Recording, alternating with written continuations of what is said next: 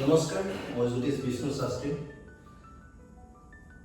এক সৰু ভিডিঅ' বনাম বুলি আহিলোঁ, কিন্তু য'ত নেকি কিছুমান ডাঙৰ কথা লুকাই আছে।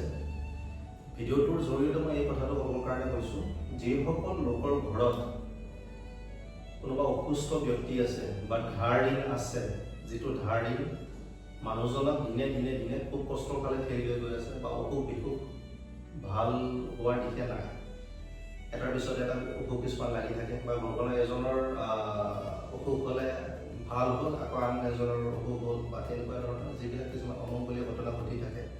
গতিকে সেইসকল লোকৰ কাৰণে এই ভিডিঅ'টো, আৰু ভিডিঅ'টো সম্পূৰ্ণৰূপে চাব। যদি ভাল পায়, যদি কাৰোবাৰ আপুনি ভাবিছে যে কাৰোবাৰ ঘৰ এখনত সুখ সমৃদ্ধি হওক, তেতিয়াহ'লে ভিডিঅ'টো শ্বেয়াৰ কৰিব আপোনাৰ আত্মীয়জনলৈকেও।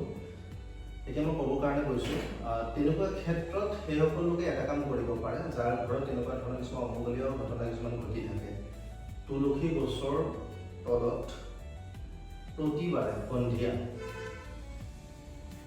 কৰি গৈ থাকিব, সৰিয়হৰ তেল চাকি জ্বলাব, তাত অকণমান বগা সৰিয়হ দিব, চাকি জ্বলাব, তেনেকৈ সদায় কৰি গৈ থাকক। এটা শনিবাৰ বা মঙলবাৰৰ পৰা ষ্টাৰ্ট কৰিব কামখন।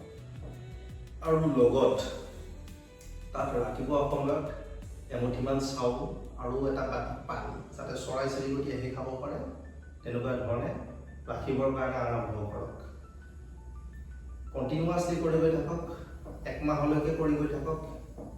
একো খৰচা হ'বলগীয়া ইয়াত কোনো একো উপায় নাই, বা এনেকুৱা কিবা ডাঙৰ কিবা পূজাৰ বিধি নিয়মো ইয়াত একো নাই, কোনো ইয়াত তন্ত্ৰ মন্ত্ৰ যন্ত্ৰৰো ইয়াত কোনো জ্ঞান নালাগে।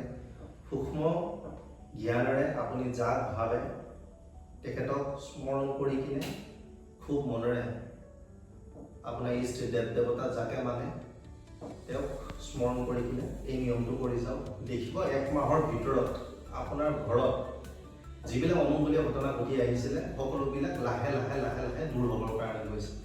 আৰু এইটো মই খুব চেলেঞ্জত কৈছোঁ। মই এই ৰেমেডিটোৰে যথেষ্টখিনি মই প্ৰমাণ পাইছোঁ, বহুলোকৰ পৰা মই প্ৰমাণ পাইছোঁ। গতিকে এইটো কৰক, মই খুব চেলেঞ্জেৰে কৈছোঁ, নিশ্চয় ফলাফল পাব। ভিডিঅ'টো ভাল লাগিলে শ্বেয়াৰ কৰিব। ধন্যবাদ।